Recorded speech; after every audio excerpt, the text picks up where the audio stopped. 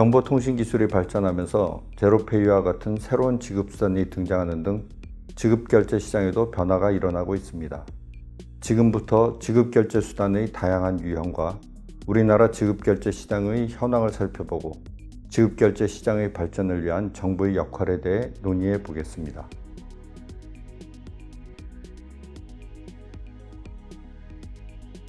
현재 지급결제 시장에서는 화폐 외에 신용카드, 직불카드 등 다양한 전자지급결제 수단이 개발되어 사용되고 있습니다.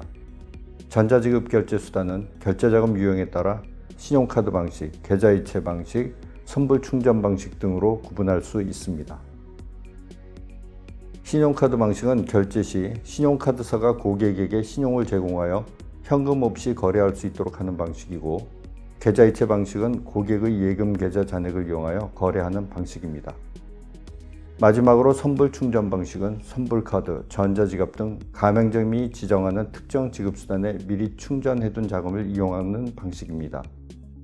이러한 전자지급 결제 수단은 각각 기능과 서비스 제공 비용의 차이가 있어서 이용자들이 적절하게 선택하여 사용할 필요가 있습니다.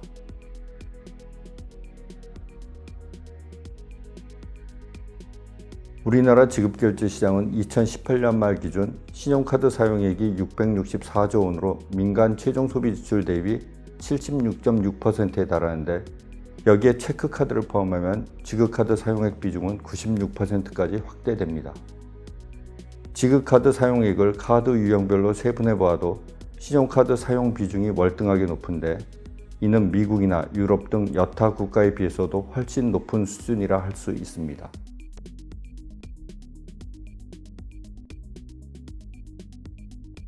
다른 국가에 비해 우리나라에서 신용카드 주도의 지급결제 시장이 형성된 배경으로는 신용카드사의 적극적인 마케팅과 정부의 신용카드 활성화 정책을 들 수 있습니다. 신용카드사들은 고객들이 자사카드를 사용하도록 유도하기 위해 할인 서비스 등의 부가 서비스 제공을 통한 마케팅 경쟁을 확대하고 있습니다. 카드사들이 마케팅 경쟁을 확대하는 이유는 고객의 자사카드 사용이 높은 이자 수익을 올릴 수 있는 고금리 카드론이나 현금 서비스 확대로 이어질 것으로 보기 때문입니다. 한편 정부는 거의 모든 사업자에 대해 신용카드 가맹점 가입을 사실상 의무화하고, 소비자에게는 카드 사용 금액에 대한 소득공제 혜택을 부여하는 등 신용카드 활성화 정책을 실시하였습니다. 이를 통해 현금 대신 신용카드 사용이 급격히 증가하고 자영업자의 기장신고 비율이 증가하는 등 정부는 세원 투명화와 같은 정책 목표를 달성한 것으로 보입니다. 카드사는 소비자 대상 시장과 가맹점 대상 시장을 연결시켜주는 플랫폼을 제공하는 사업자로서 각 시장의 여건을 고려하여 별도의 가격을 책정하게 됩니다.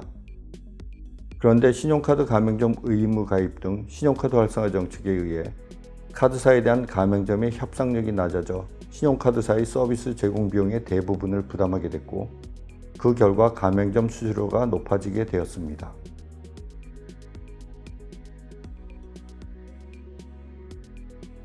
우리나라에서는 핀테크 발전에 힘입어 플라스틱 카드를 사용하는 대신 결제에 필요한 정보를 스마트폰 등에 저장하여 사용하는 간편 결제가 활성화되고 있습니다.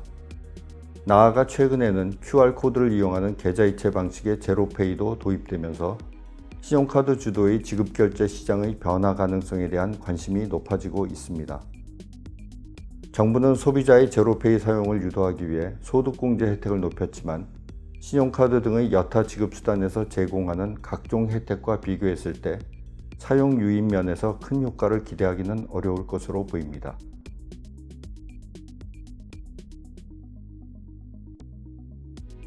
지급결제 시장에서의 다양한 이해관계를 고려할 때 정부가 특정 지급결제 수단을 효율적인 수단으로 선택하여 활성화시키기는 쉽지 않을 것으로 보입니다.